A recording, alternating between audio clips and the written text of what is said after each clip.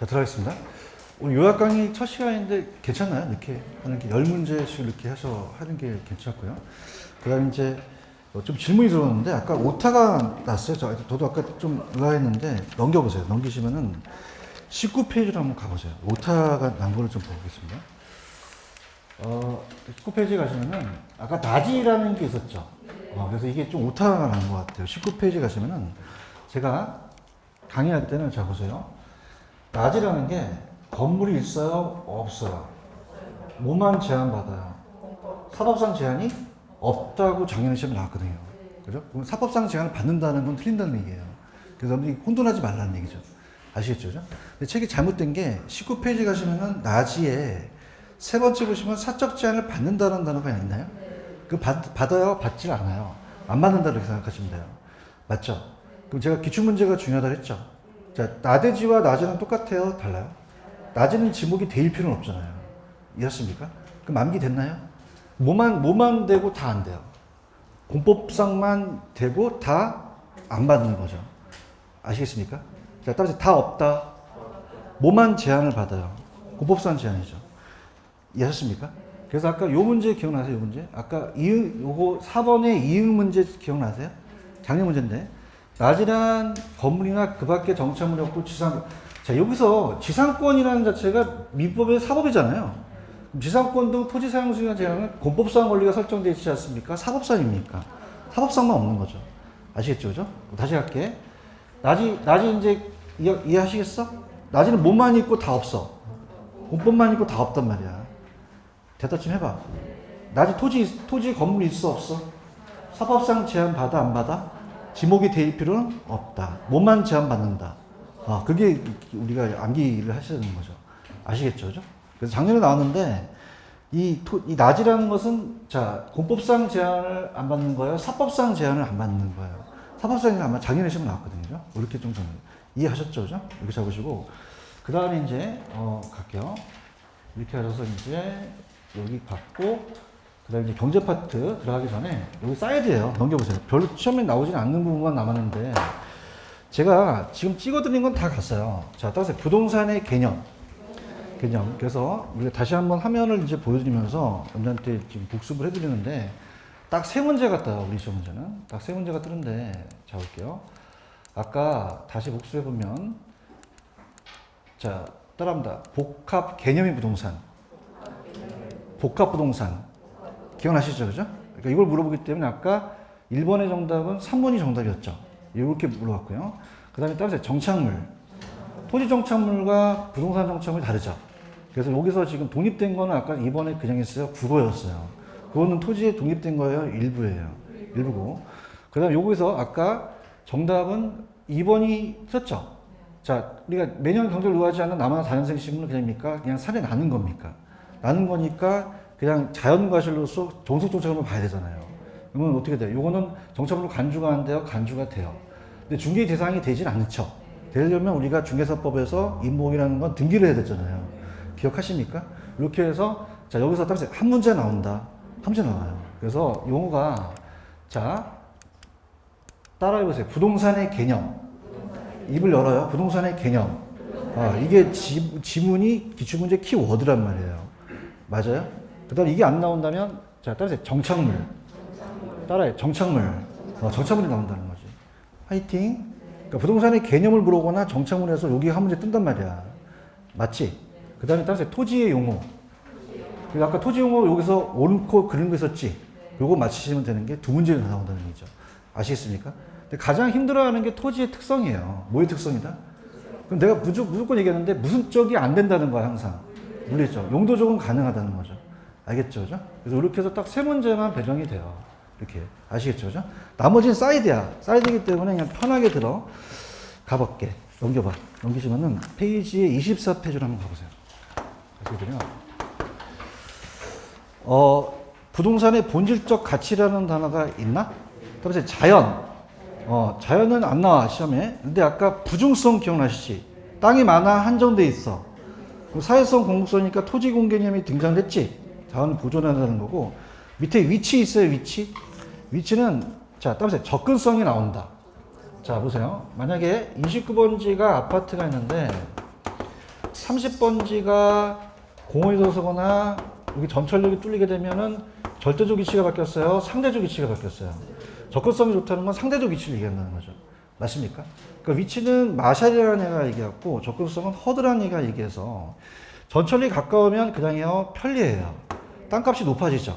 그래서 허드가 접근성을 얘기하면서 접근성을 얘기하는데 들어보세요. 이 접근성을 얘기를 해요. 접근성. 자, 그럼 접근성이 좋다는 거는 절대적 위치예요? 항상 상대적 위치를 얘기해요. 상대적 위치이고 안 바뀌겠습니까? 항상 가변적이겠습니까? 가변적이고 그 다음에 우리가 복합적으로 봐요. 복합적으로 본다는 것은 거리만 가깝다면 안 되죠. 자, 예를 들어서 만약에 여기가 공원이 있는데 주택이 있는데 아이하고 엄마가 있어요. 그럼 한 40m 떨어진 거는 그렇게 먼 거리는 아니죠. 근데 고속도로가 지나가면 지나갈 수 있을까요? 뒤져요. 그럼 그냥 복합적으로 봐야 돼. 그럼 거리만 봐야 돼. 심리적으로 봐야 돼. 심리적도 봐야 되고 거리적, 심리적. 그 다음에 엄마 걸어가자. 한 대 지워봐가 우리가 어떻습니까? 어떤 자체적으로 이제 거리적, 심리적 부분도 보고 또 경제적도 봐야 되죠. 택시 타면 이제 또 돈 많이 나오니까. 자, 그러면 복합적으로 봐야 된다는 거는 접근성이라는 얘기죠. 근데 우리가 학개론에서 항상이 나오면 반드시가 나오면 따라서 예외가 없다. 예외가 없어요. 근데 항상 예외가 없는데 일반적이라는 단어가 나오죠. 따라서 일반적. 들어보셨어요? 그럼 일반적이 나온다면 그냥요 예외를 인정해요. 인정하거든요. 예외가 있다는 얘기예요. 여러분들도 일반적으로 열심히 공부하시면 다 합격해요. 예외가 있어요. 자, 그러면 예외가 있다는 얘기예요. 그럼 항상이라고 된다, 일반적이 된다. 왜냐하면 자, 우리가 만약에 전철역 근처에 오피스텔이 있는데 가스 처리장이 들어섰어요. 그냥요 위험해요. 쓰레기 매입장은 어떻게 돼요? 혐오스럽죠. 그럼 위험 시설이 들어섰다고 해서 접근성이 좋다고 봐야 돼요? 예외로 봐야 돼요. 시장 안에 주택이 있다고 접근성이 좋은 건 아니죠. 그러면 시장 안에 주택은 접근성이다, 예외다. 자, 시장 안에 주택이 있는 게 좋은가? 너무 가까워서 안 좋을 수도 있잖아. 처갓집은 멀리 있어야 돼, 가까이 있어야 돼. 그건 얘기 안 할게. 자, 그러면 주택은 주거지가 있고 시장은 상업지가 있어야 되잖아요. 용도가 맞아요, 안 맞아요? 안 맞기 때문에 접근성이 예외가 될 수 있죠. 그러면 용도가 안 중요하다, 굉장히 중요하다? 용도에 따라서 접근성이 중요한 거예요. 이해하셨습니까? 그래서 그러면 우리 중개사 사무실 접근성이 안 중요해? 중요해. 1층이 딱 좋죠. 딱 눈에 보여야 돼. 돈 좀 아끼려고 꺾어. 근데 저기 산인데 여기 막 10층짜리인데 엘리베이터도 없어. 안 가죠, 그죠? 아시겠습니까? 학원도 접근성 안 좋으니까 중요합니까? 중요하죠. 우리 학원 접근성 좋죠? 저철역 근처에 있으니까. 그럼 여러분 잘 얘기하시는데 우리 학원 선택하실 때 접근성 보고 오셨어요? 강사 보고 오셨어요? 열심히 하겠습니다. 자, 그럼 여기 좀 위치라는 단어가 있어요? 따라서 마샬 따라서 위치 중요성, 허드, 접근성. 그럼 접근성을 강조한 학자는 누구예요? 허드죠. 가까움을 강조했으니까. 지금 보고 계시나? 그럼 접근성은 어떤 목적물에 도달되는 시간적, 거리적, 경제적이기 때문에 복합적이고, 자, 니은번 봐봐. 따라서 일반적. 뭐가 있다는 얘기야? 예외가 있다는 얘기예요. 항상 반드시가 아니잖아요. 그런가요? 접근성이 양호할수록 일반적이었다는 건 그냥 예외를 인정한 거야.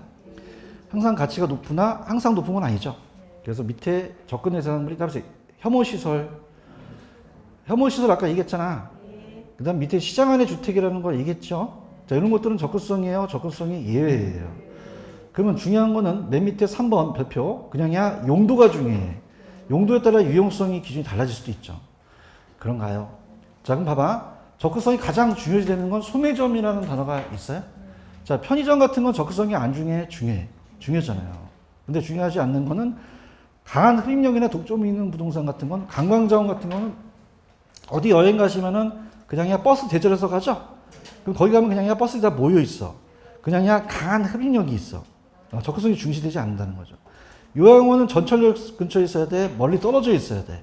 사람이 찾는 빈도가 높지 않으면 접근성이 중요되지 않는다는 얘기죠. 아시겠죠? 근데 요즘 심각하고 공간이 있어요, 공간? 공간에다 오히려 별표 쳐보세요, 공간. 그러니까 이게 이제 소유권에 대한 공간적 법인데, 공간이 좀 나올 가능성이 있습니다. 이 공간은 3차원 공간이에요. 몇 차원 공간이다? 그럼 몇 개의 공간이 있다는 거지? 3개. 그래서 다 입체 공간이라고 얘기하고, 그 다음에 복합 개념을 봐요. 복합 개념. 법경기로 보거든요. 법률, 경제, 기술을 봅니다. 아까 영속성이라는 거 배우셨죠? 간과가 돼야 안 돼요. 영속성과도 관련해서 공간이 생긴다는 거고요. 자, 그래서 지구 중심을 이렇게 잘라버려요. 자르게 되면은, 자, 이렇게 이 표면이 나타나는 공간을 따라서 수평 공간이라고 하고요. 자, 그럼 공간도 어떻게 돼요? 이 개인이 사용할 수 있는 소유권의 범위가 있겠죠. 그걸 따라서 지표권, P가 들어가니까, 어떻습니까? PB 들어가니까 지표권이라고 하고, 그 다음에 위에는 공중이라고 하겠죠. 그래서 공중공간, 그래서 공중공간이니까 이 공중을 따서 무슨 권? 공중권이 됩니다. 공중권이 되고, 그 다음에 요건 지하공간이 되겠죠. 지하공간. 그럼 지하공간을 이용할 수 있는 권리는 공중권이에요? 지하권이에요? 지하권. 이렇게 해서 됩니다. 지중이라고도 하거든요. 그럼 이건 소유권이니까 따라서 법률적. 공간은 제가 기술적이었죠. 자, 공간도 그냥요, 가치가 있어요. 가치라는 건 그냥요, 이건 경제적이에요. 경제적이죠. 자, 합니다. 자, 책에 몇 차원 공간? 자, 수평은 어떻게 돼? 그러니까 이렇게 가볼게. 지하는 지하권이죠. 얘기해보세요. 공중은 공중권이잖아요. 수평 공간은 수평권이라 그래요? 지표권이라 그래요? 요것만 좀 색깔이 틀리죠. 그죠? 지중도 지하지만. 근데 우리가 이 개인에 대한 소유권에 대한 미치는 범위가, 자, 무한정일까요? 정당한 이익이 있는 범위까지일까요? 찾으셨습니까? 여기가 이제 사적 소유권이 인정되는 것까지만 얘기를 해요. 개인에 대한 사적 소유권이 인정되는 범위까지만 얘기한다. 이렇게 보시고. 자, 그러면 그 입체 공간의 권리에 대가의 합인데, 자, 수평 공간이라는 단어가 나와 있나요? 수평 공간의 권리를 뭐라고 하죠? 지표권이라고 하나요? 수평 공간을 배타적으로 이용할 수 있다는 거죠. 건폐율이 제한이 되는지 넘겨보세요. 자, 그럼 우리가 시험 문제가 한 번도 안 뒀다가 작년에 감정평가 시험을 나왔는데, 자, 따라해봐요. 물에 관한 권리. 지표권 내용에 포함된다. 그럼 이건 지하예요? 이건 지표권이에요. 이게 나왔어요. 감정평가 시험 문제. 그래서 나중에 제가 감정평가 문제를 보여드릴 텐데, 물에 관한 권리는 지표권 내용에 포함돼요. 자, 그럼 물에 관한 권리는 물을 어떻습니까? 먹으면 없어지기 때문에 물을 소유한다는 거예요? 물을 이용할 수 있는 권리예요. 그럼 아직은 안 나왔지만 유역주의와 선형주의라는 단어가 있나? 그래서 들어가 볼게. 유역주의와 선형주의 찾으셨어요? 자, 여기까지는 아직 터치를 안 했어요. 우리 공인중개사 시험은 아예 여기까지도 안 나왔는데 가볼게요. 선형주의라는 것은, 자, 유역주의라는 것은, 자, 우리가 물 근처 하천에서 우리가 하천이 상류에서 하루를 넣으면 이 하천 주변에 있는 지를 유역지라고 합니다. 유역지 소유권자가 자, 수변이라는 건 어떻게 돼요? 수변은 그냥입니까? 물이 좀 풍부합니까? 그럼 한 사람이 먹어야 돼요? 골고루 나눠 먹어야 돼요. 골고루가 키포인트예요. 그런데 자, 사막 같은 건조 지역은 골고루 나눠주면 농사를 못 짓죠. 그래서 이게 선자가 따라서 먼저 선자. 선착순이라는 거 들어오셨죠? 그럼 여기는 골고루예요? 먼저가 나와야 돼요. 먼저 선택하면 나머지 사람이 선택할 수 있죠. 맞습니까? 근데 우리나라는 아직은 수평적이 아니지만 우리나라 민법에서는 상부상조를 하라 그래요. 그래서 따라서 우리나라 유역주의. 자, 따라서 우리나라. 이거 이용 들어가지. 칠판 봐봐, 칠판. 만들어냈어, 쉬는 시간에. 우리나라 유역주의. 먹히지? 안 먹기 말고. 자, 그럼 우리나라 무슨 주의? 유역주의. 그럼 그건 그냥이야? 골고루야. 왜? 수빈 지역이니까 물을 독점하지 않고 골고루 먹으라는 얘기예요. 얘기해봐요. 우리나라 무슨 주의? 이 선자가 무슨 선자? 그럼 여기는 골고루야? 먼저야? 먼저 나왔어? 먼저 온 사람이 선택하고 남은 사람이 선택하는 거예요. 건조지역이라는 거죠. 체크하셨죠, 그죠? 그래서 제가 이거는 시험 문제가 안 나왔기 때문에 전혀 얘기를 안 했는데 작년에 물에 관한 권리는 지하권이다, 지표권이다. 지표권이 나온단 말이에요. 체크하셨죠, 그죠? 그래서 청기 누설이야. 이거 나올 것 같아. 그 다음에 지중 공간이라고 할 수도 있고 지하 공간이라고 할 수도 있죠. 그럼 지하권이라는 단어가 있나? 그럼 우리나라가 아까 무한정이에요, 정당한 이익은 범위예요. 사적 소유권이 인정되는 범위까지만 미친다는 얘기죠. 그렇죠. 그럼 다 개인의 권을 다 인정하지 않는다는 얘기예요. 그럼 사적 지하권은 우리나라는 그냥입니까? 지하수는 인정합니까? 소유권 인정해요. 보고 있나요? 사적이지만 거기 광물 있나? 광물? 미치굴된 강물, 석탄, 석유, 가스가 나오면 개인의 권 인정하지 않는 게 우리나라 법이에요. 찾았죠? 미치굴된 강물은 사적이겠어요? 이건 공적 지하권이겠어요? 공적 지하권이 되겠죠. 그런가요? 이렇게 잡으시고요. 그 다음에 공중공간이라는 단어가 나와 있죠. 공중공간은 이제 우리가 여기를 이제 하나씩 나눠요. 횡축, 종축을 나눠서 하나씩 단위를 따서 공중 획지라 그래요. 이거 임대차 대상이 될 수 있고 지역권 대상이 될 수 있죠. 그러면 이제 뭐가 나왔었냐면 일단 가볼게요. 천천히 갑니다. 밑에 공간활동이라는 단어가 나와 있나요? 직주분리는 자 따라서 직장과 주거지가 분리된다. 그럼 도심에 직장이 있으면 외곽에 나가니까 수평으로 뻗어 나가겠죠. 맞나요? 그 다음에 공중공간이라는 단어가 있어요. 별표 쳐보세요. 공중공간. 자, 공중공간은 자 따라서 TDR 용적률 인센티브라는 단어가 있죠. 그래서 갑니다. 자, 필기를 한번 해볼게요. 여기는 좀 어렵기 때문에 여러분들 구분지상권이라는 얘기 들어오셨나? 그 미음번에 구분지상권 있어? 별표 쳐. 구분지상권. 찾으셨어? 그러니까 구분지상권은 자, 갑돌이가 이제 건물주라면 이 땅에 을돌이와 자, 따라서 지상권 계약을 맺을 수 있죠. 배웠잖아. 그치? 그럼 어떻게 돼? 여기다 강고탑을 만들어서 이걸 빌릴 수 있잖아. 따라서 공중공간도 가능하다. 공중공간도 가능해요. 맞나요? 그 다음에 지하도 불가능할까요? 지하도 지상권 가능할까요? 자, 우리가 지하철 공사가 국가가 사유지에 구분지상권을 설정할 수도 있죠. 그러면 필기해봐. 구분지상권은 지하만 돼, 공중대 다 돼. 다 될 수 있다는 거죠. 얘기하세요. 그래서 시험 문제가 공간의 활동이 공중 이용할 수 있죠. 가자. 지하도 이용할 수 있죠. 둘 다 가능하다는 거예요. 공중 공간과 지하 공간. 자, 그런데 자, 이 저자분이 해놓으신 게 자, 따라서 공중 공간의 활용. 자, 여기 TDR과 용적률 인센티브라는 단어가 나와 있나? 얘네들은 어디만 되니? 얘기해봐. 공중만 돼요. 지하는 절대 안 된단 말이야. 맞지? 그럼 아까 얘기해봐. 얘네들 그냥이야. 둘 다 돼. 정말? 근데 지금 얘기하는 용적률 인센티브라는 단어가 있어요?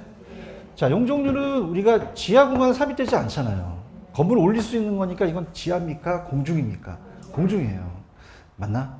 그래서 우리 시험 문제가 용적률 인센티브가 나왔다. 아니면 TDR은 우리 아직 시행되고 있지는 않죠. 그래서 개발권을 양도하죠. 용적률 사급하는 거죠. 그럼 이거는 어디만 되겠어요? 공중지하 돼요? 공중만 돼요? 공중만 가능해요. 이해 가셨어?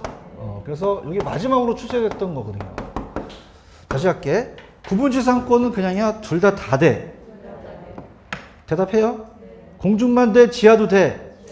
근데 TDR은 그냥이야. 개발권을 양도하는 게 용적률을 사고 파는 거예요. 그죠? 용적률 인센티브 제도 같은 거는 여러분들 왜 그 요즘 하도 이슈화 되는 그 재건축 사업 아시지? 우리가 재건축 사업 하면 임대 아파트 만들려고 하잖아. 그럼 그냥이야. 용적률을 더 줘. 더 준다는 건 건물을 올리는 거잖아. 대화를 하자. 그럼 지하 공간 들어가니 안 들어가니? 안 들어가요. 니는 절대 지하 공간에 들어가면 안 돼요. 아시겠죠? 그럼 TDR과 용적률 인센티브는 어느 공간만 활용하니? 근데 구분지상권은 어떻게 다 돼? 공중과 지하가 다 된다는 게 시험에 나왔단 말이에요. 아시겠어요? 그다음 이제 우리나라는 아직은 토지 활동에 입체화 있는 과제로서 현행 수평 지적이에요. 입체 공간에 대한 게 미비해서 이런 이제 지역주의 활성화에 통한 지중 공간에 대한 이용 규제가 필요하고 TDR 아직 들어왔어요? 아직 안 들어왔어요. 검토 중이죠. 이런 것들. 그다음에 그런 것만 좀 보시고 맨 밑에 가시면 복합 개념이라는 단어가 있죠. 아까 따라서 법경기. 그러면 소유권만 봐야 돼요? 공간도 봐야 돼요? 가치도 봐야 된다는 거죠. 아시겠죠? 그래서 그렇게 여러분들이 보시면 바랍니다. 자, 그래서 아예 제가 찍어드린다면 뭐가 시험에 나오냐면 자, 아까 여러분들 물에 관한 권리라는 거 기억나십니까? 자, 물에 관한 권리는 지하권입니까? 지표권 내용입니까? 요게 나올 가능성이 높아요. 아시겠죠? 그죠? 그래서 작년에 제가 분명히 나온다 그랬는데 안 나왔거든요. 물에 관한 권리는 어느 권의 권리에 들어간다? 지표권 내용에 포함된다고 감정평가 시험에 나왔어요. 그런가요? 그다음에 제일 잘 나오는 게 미채굴된 강물은 개인의 소유권을 인정해요? 인정하지 않아요? 여기 줄기차게 나왔었어요. 나오고 마지막에 공간이 떴던 거는 아까 구분지상권 기억하십니까? 구분지상권은 공중만 활용합니까? 지하도 활용합니까? 그런가요? 근데 TDR은 아직 제가 안 다뤘지만 우리가 많이 배웠잖아요. TDR 아직 우리나라에 들어오지 않았지만 이건 용적률을 사고 파는 거거든요. 그럼 이건 지하겠어요? 공중만 되겠어요? 강력하게 제가 밀어드리는 거죠. 체크하셨죠? 그리고 오른쪽 인근 지역의 생계지역은 제가 감정평가 때 빼기로 하고요. 이제 빨리 우리 수요공급으로 들어가기 전에 28페이지로 가보세요. 28페이지 가시면 찾았습니까? 28페이지 가시면 부동산 활동이라는 단어가 있나요? 찾았습니까? 그래서 자, 부동산 활동은 따라서 인간이 주체다. 부동산이 개체다. 좀 찾아봐. 있어? 인간이 부동산을 개체로 하는 활동을 얘기를 해요. 그래서 소유활동과 거래활동이라는 단어가 나오나요? 내가 소유활동할 때는 사용가치 측면에서 채용을 가는 거고요. 거래활동은 교환가치에서 거래질서인데 그래서 우리가 거래하면 거래 나오고 자, 어떻습니까? 이용가치 뭐 이런 것들은 이제 우리가 소유활동에다 이렇게 채용을 찍고 그러면 되는데 별로 유력하지 않고 오른쪽에 일반 원칙이라는 단어가 나와 있죠. 이게 마지막에 한번 떴는데 자, 우리가 부동산 활동할 때 원칙을 안 지켜야 돼요? 원칙을 지켜야 돼요? 지켜야 되죠. 그래서 일반적으로 다 지키는 일반 원칙이 4가지가 있어요. 자, 따라서 능, 안, 경, 공. 찾으셨습니까? 그래서 아까 제가 부동산 활동을 비능률화 시켰어요? 능률화 시켰어요? 그럼 어떤 성이 가장 중요하죠? 그래서 자, 갈게. 아까 소유 활동과 거래 활동이라는 거 아시죠? 그럼 내가 소유 활동할 때는 가장 베스트 사용해야 되니까 최유효 이용을 해야겠죠. 최유효 이용. 그래서 최유효 이용을 하는 게 자, 이 활동을 능률화 시키는 거예요. 그래서 따라서 소유, 최유, 소유 나오면 거래예요, 최유예요. 거래 활동할 때는 거래 질서를 지켜야겠죠. 거래 활동할 때는 거래 질서를 지키자. 거래 질서 확립입니다. 자, 그럼 이런 것들은 안정성에 들어가나요? 능률성에 들어가나요? 안정성에 들어가는 게 아니거든요. 그런가요? 다시 할게. 아까 부동산 활동을 그냥 시켜, 능률화 시켜. 대답해. 그 연구 목적이지. 그럼 이 중에서 제일 중요한 게 무슨 성이야?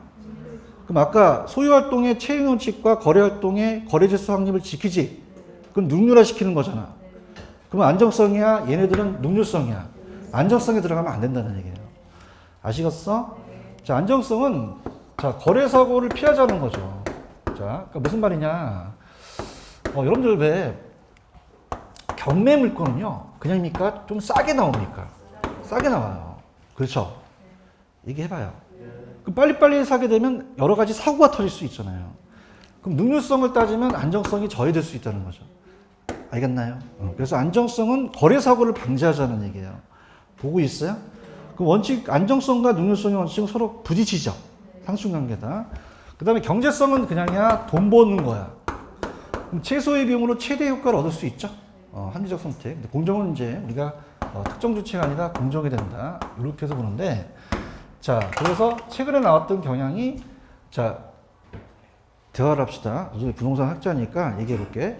부동산은 그냥이야, 부중성 때문에 못 늘려. 얘기 좀 해봐. 늘려, 안 못 늘려? 그렇지? 용도가 정해져 있어 다양해. 가장 좋은 거 선택하지? 무슨 성이 중요한 거야? 능률성이 중요해요. 무슨 성? 그러면 그냥 능률화 시켜야 돼. 소유활동을 채용하고 거래활동, 거래질서라는 건 능률화 시키자는 거잖아요.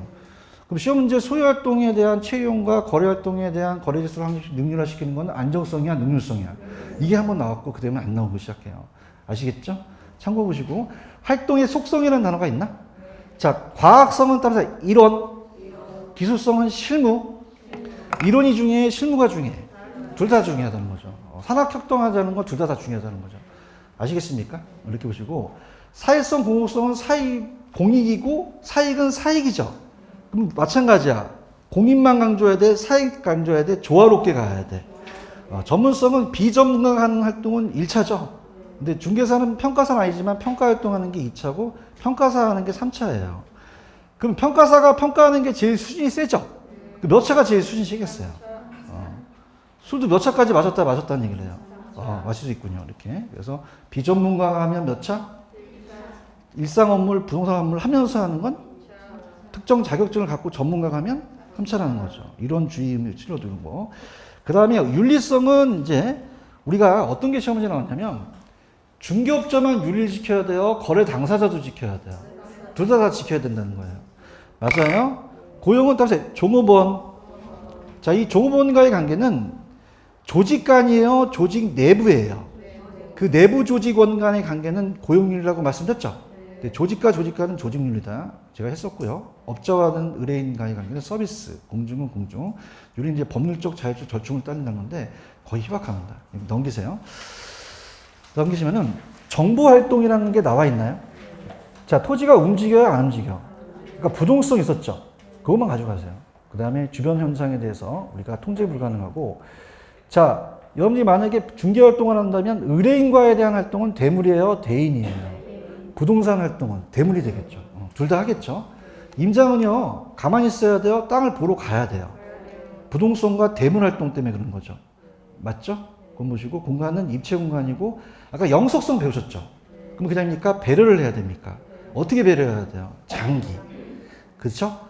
그 다음에 임지가 농지가 택지로 바뀌면 가치가 올라가죠? 용도가 다양하기 때문에 복합계는 법경기다 이렇게 보시고, 그 다음 밑에 나와 있는 거는 그냥 참고만 하세요. 뭐 지금 이걸 갖고 우리가 가져갈 건 좀 그렇고, 이거 나중에 이제 정책 파트랑 연결해서 지역지구제하고 TDR 있죠?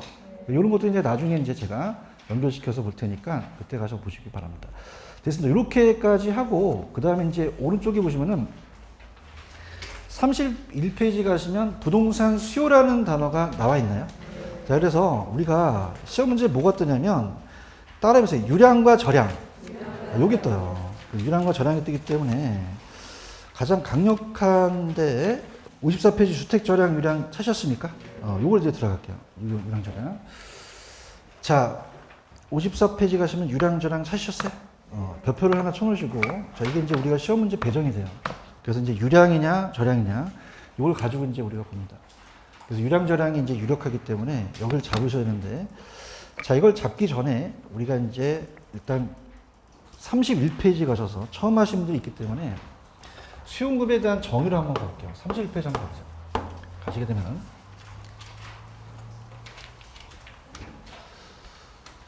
자, 가시게 되면은 수요의 개념이라는 단어가 나와 있나요? 찾았습니까? 그래서 우리가 요거랑 연결시켜서 유량저량을 이제 가야 되는데 들어보십시오. 자, 수요는 파는 쪽이에요? 수요는 사는 쪽이에요? 사는 쪽이죠. 그럼 소비자가 갑순이가 사과를 100개 먹어요. 많이 먹어요? 적게 먹어요? 3년에 100개인데? 한 달에 100개는 좀 많이 먹죠? 하루에 100개 먹으면 사람이야? 삥 꽂고 다녀. 그럼 그냥이야 일정 기간을 명시해야 돼. 유량이라는 얘기예요. 맞나요? 그럼 일정 시점이다, 일정 기간이다, 일정 기간 동안에. 그러면 저량을 명시해야 돼요, 유량 개념을 명시해야 돼요. 유량. 자, 저량이라는 것도 있지만 보통 우리가 대개 유량을 명시해야 된다. 이렇게 이제 말씀드리고 싶고요. 그 다음에 이제 갑돌이가 갑니다. 자체적으로 얘가 건설에 샀는데 30평 아파트를 팔려고 그래요. 가두 면적을 해서 이 아파트 사고 싶어요. 그랬더니 어저께 샀는데요? 그럽니다. 산 게 중에 사려고 하는 게 중에 구매해서 하고자 하느냐? 하고자 하는, 구매하고자 하는. 그럼 구매하고자 하는이라는 건 아직 구매했어? 아직은 안 했어? 사후적이야? 사전적이야? 사전적이죠. 일이 벌어지기 전이죠. 살 의사만 있다는 거죠. 살 의사만. 자, 그럼 사후적이라고 하면 돼? 사전적이라고 해야 돼? 사전적이고, 사후적 하면 안 되죠. 사전적이다. 이렇게 가지고 되고. 그 다음에 어떻게 돼? 3억 주고 팔려고 하는데 있어야 돼? 없대. 보내버려야 돼. 그러면 살 의사만 있어야 돼? 살 능력이 있어야 돼? 능력이 있어야 되죠.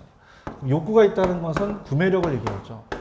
그래서 자, 이것까지 다 갖춰서 살 능력까지 다 갖추면 자, 따라서 유효 수요. 유효 수요라 그래요. 무슨 수요라고? 유효 수요. 근데 살 능력이 없을 수도 있죠. 그럼 살 능력이 없는 거는 유효 수요예요? 잠재 수요예요? 잠재 수요죠. 그런가요? 자, 그래서 제가 이제 어차피 이제 연결되는 부분이 많기 때문에 자, 여러분 생각하실 때 무주택 서민들은 집을 살 의사는 있지만 살 능력이 있어요, 없어요? 이러한 대상을 따라서 주택 소요라 그래요. 소요. 그럼 정부가 개입을 안 해야 돼요? 개입을 해야 돼요. 해서 수요화 시켜야겠죠. 그래서 우리가 이 중상층들이 살 의사와 살 능력을 다 갖춰가는 것을 따라보세요. 주택 수요. 그럼 정부가 개입하는 것은 그냥 해야 돼요? 소요에 개입해야 돼요. 개입해서 유효수가 될 수 있게끔 만들어줘야죠. 그러면 단기로 빌려줘야 돼요? 좀 장기. 저리고. 우리가 대부 비율, LTV라는 얘기 들으셨죠? 이걸 규제를 좀 완화시켜야지만 유효수가 될 수 있다는 거지. 가볼게. 수요의 개념 잡으셨나? 수요는 매입 또는 임차하려는 그냥이야? 의도야. 그러면 구매했어? 구매하고자 하느냐? 사전적이지. 맞아? 유효수요라는 건 구매 의사만 있어야 돼? 구매 능력도 있어야 돼. 능력도 갖춰야지만 유효수요가 될 수 있다는 거죠. 그 밑에 유효수요라는 단어가 나와 있나요? 구매 의사와 능력을 다 갖춰야 돼요. 그래서 구매 능력 이제 소득도 들어가고 가처분 소득에서 이제 세금을 뺀 처분 소득도 들어간다. 이렇게 우리가 보시면 돼요. 여기까지 가셨죠? 그러면 제가 잠깐 넘기셔서 어디를 연결시키냐면 넘겨볼게요. 아까 제가 잠재 수요와 유효 수요라는 게 있다고 말씀드렸죠? 그러면은 넘기셔서 55페이지 한번 가보세요. 연결시킵니다.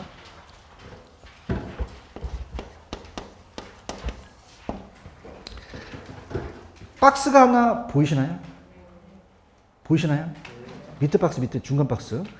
그럼 아까 제가 무주택 서민들은 주택 수요라 그래요? 소요라 그래요? 그럼 이 사람들은 살 능력이 없죠? 그럼 그냥요, 정부의 정책이 필요해요. 필요한데 수요는 중상층이 쓰기 때문에 필요가 없죠? 이해 가셨습니까? 그래서 그럼 소요와 수요가 같은 개념이에요? 다른 개념이에요? 그럼 소요를 수요로 전환시키려면 정부의 개입이 필요한 거죠. 이해 갔나? 그러면 장기로 빌려주고 LTV를 늘린다는 것은 돈을 주는 거야? 차입 능력을 높여주는 거야? 그러면 소요를 수요로 전환시켜 줘야 되겠죠? 이렇게 갑니다. 이해 가셨어요? 그 다음에 이제 공급으로 한번 가볼게요. 제가 이제 하라는 대로 넘기시면은 페이지 가셔서 우리가 공급을 가기 전에 34페이지 잠깐 가시면 34페이지 하시면 수요의 유형이라는 단어가 나와 있나요? 자, 그럼 세 번째 줄 따라해봐. 실질적 수요, 잠재적 수요. 그럼 아까 잠재 수요는 살 능력이 있었어요? 구매력이 없었어요? 유효 수요는 있죠. 그래서 실적 수요로 전환시켜야 된다는 거고, 그 다음에 이제 넘기셔서 공급으로 가볼게요. 페이지 38페이지입니다. 38페이지 갑니다.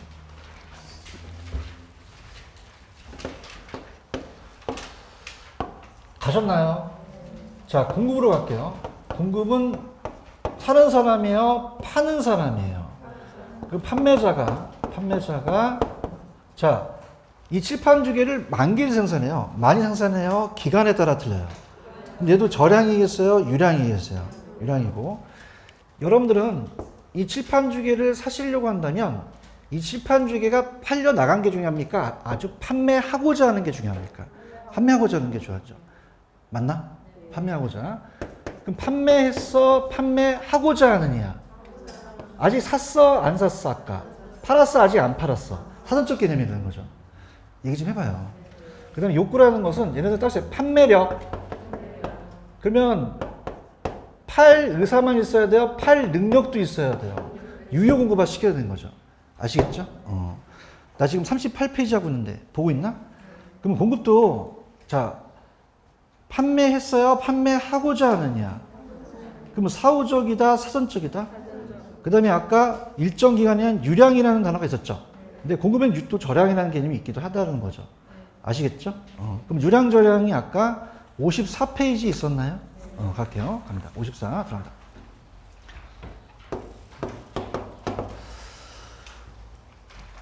54 찾으셨어요?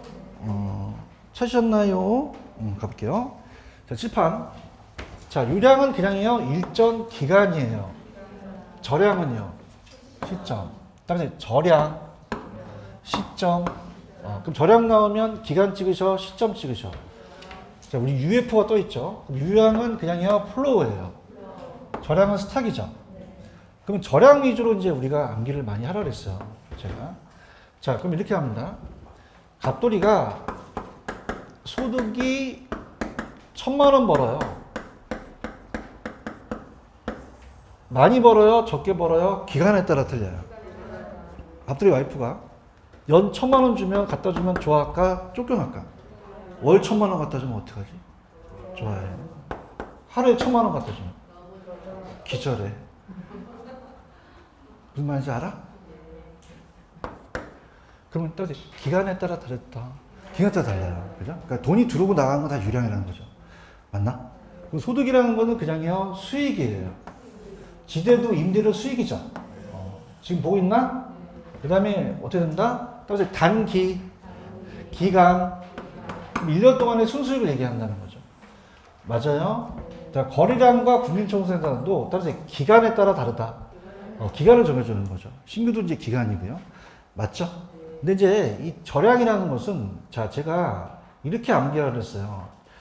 이 유량은 굉장히 많이 떴거든요. 근데 저량은 숫자가 적게 떴어요. 그럼 많은 걸 떴던 걸 가요? 적게 떴던 걸 가요? 적게 떴던 걸 가는 거죠.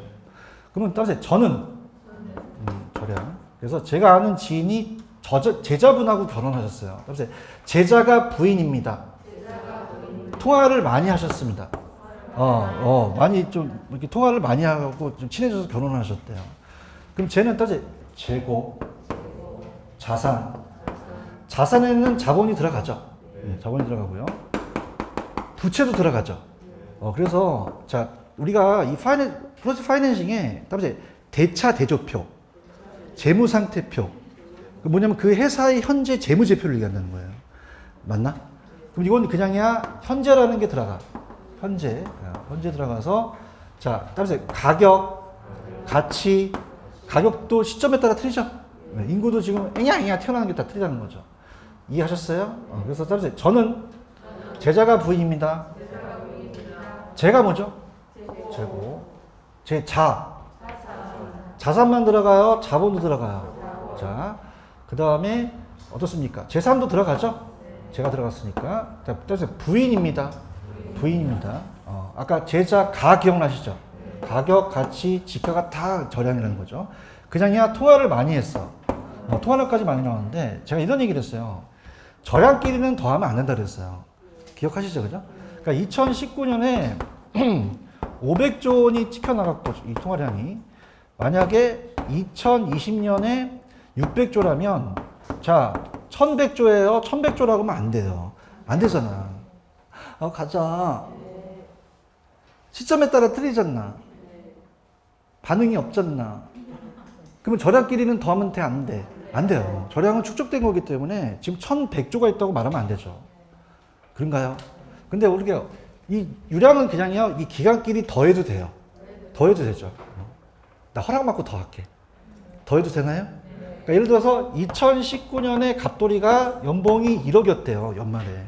맞나요? 그럼 2020년에 1억이었다면 합치면 2억이라고 할 수 있죠. 그런가요? 근데 저량끼리는 더하면 되나 안 된다? 안 돼요. 그래서 재고, 신규. 자, 요걸 이제 설명합니다. 그럼 재고주택은 그냥요, 기존주택이에요. 시점에 따라 다르겠죠. 그런가요? 자, 그래서 예를 들어서 A지역에 여기가 2019년 1월 1일이라면 자, 100채가 현재 존재한대요. 그럼 현재 존재한다는 거는 신규입니까? 기존 주택입니까? 그러면 이건 그냥요 재고주택이에요. 재고는 일정 시점에 따라 다르다는 거죠. 맞나요? 그러면 요건 재고주택이면서 기존주택이니까 그냥입니까? 요건 일정 시점을 명시해야 됩니까? 그럼 일정 시점이라는 단어는 유량이에요? 저량이에요? 그럼 주택 저량의 공급량이 지금 100채가 있다고 하셔야 되죠. 그런가요? 근데 다 있어요? 공가가 될 수도 있어요. 그럼 10채가 공가면 90채만 사람이 살고 있죠. 저량이 수요량이 되는 거죠. 맞나? 자, 그래서 만약에 2019년 12월 30일 날 150채라면 자, 따보세요. 저량끼리는 더하면 안 된다. 그럼 250채가 된 건 아니잖아요. 대화를 하자. 150채가 된 거지 250채가 된 게 아니잖아. 무슨 말 알아요? 저량끼리 더하면 대화 안 돼요. 안 되죠. 여기서 1년 동안에 50채가 지어진 거죠. 맞습니까? 그럼 50채는 그냥입니까? 신규로 들어왔습니까? 그럼 1년 동안에 들어오게 된 거잖아요. 그럼 일정 시점이에요? 일정 기간이에요? 저량이에요? 유량이에요? 재고예요? 신규주택이에요? 신규주택으로 지입을 한 거죠. 맞나요?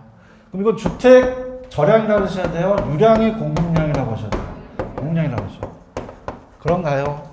그러면 어떻게 돼요? 다 돼요? 미분양이 될 수도 있어요. 10채가 미분양이면 40채만 보유하게 되는 거죠? 유량이 수요량이 되는 거예요.